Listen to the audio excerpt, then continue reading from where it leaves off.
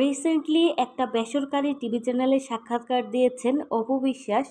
সেখানে কথা প্রসঙ্গে অপু বিশ্বাস বলেন বুবলির ট্রিটমেন্টের প্রয়োজন। তো চলুন আমরা একটু দেখি ঠিক ওনারা কি লিখেছেন। ঈদের কদিন আগে থেকেই গণমাধ্যমে ব্যক্তিজীবন নিয়ে নিয়মিত কথা বলছেন ঢাকাই চলচ্চিত্রের আলোচিত চিত্রনায়িকা শবনম বুবলি। ব্যক্তিজীবনের মধ্যে ঢালিউড সুপারস্টার শাকিব খানের সঙ্গে বিয়ে, সংসার, ছেলে বীর এবং নায়কের প্রথম স্ত্রী অপু বিশ্বাস ও তার ছেলে জয়কে নিয়ে মন্তব্য করেছেন। এসব কারণে বারবার শিরোনামেও জায়গা করে নিয়েছেন বুবলি। একটি সাক্ষাৎকারে এ নায়িকা জানিয়েছেন এখনও ডিভোর্স হয়নি তাদের, সময় নিচ্ছেন তারা, তবে আলাদা থাকছেন। আর ছেলে বীরের কথা ভেবেই এভাবে রয়েছেন। আবার অন্য একটি সাক্ষাৎকারে জানিয়েছেন শাকিব খানের সঙ্গে কোয়ালিটি টাইম পাস করেন।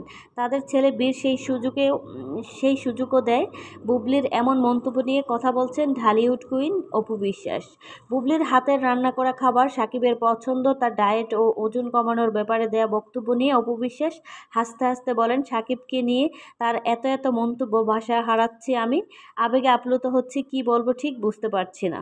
বুবলির এমন মন্তব্য করাকে প্রচারণার কৌশল হতে পারে বলে মনে করছেন নায়কের প্রথম স্ত্রী অপু বিশ্বাস। অপু বিশ্বাস বলেন, এই যে তিনি সাকিবের একের পর এক হারির খবর দিচ্ছেন, তবে আমি কেন হারির খবর খুঁজে পাচ্ছি না, আর তার মুখ থেকে মজার মজার খবর পাচ্ছি, এ নিয়ে আর কী বা বলবো।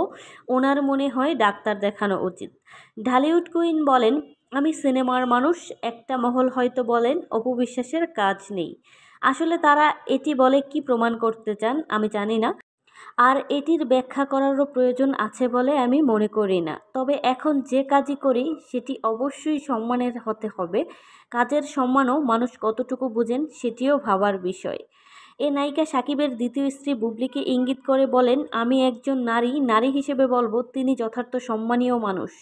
প্রতিটি মানুষ তার নিজের কাজে সম্মানের জায়গা খোঁজেন। এতটা সময় ধরে তিনিও ক্যারিয়ারে ব্যস্ত সময় কাটাচ্ছেন। তবে আমার কাছে যেটা মনে হয়, নিজের প্রচারের জন্য অন্যকে ব্যবহার করে নিজ ব্যক্তিত্ব বিলিয়ে দেয়া বুদ্ধিমানের লক্ষণ নয়।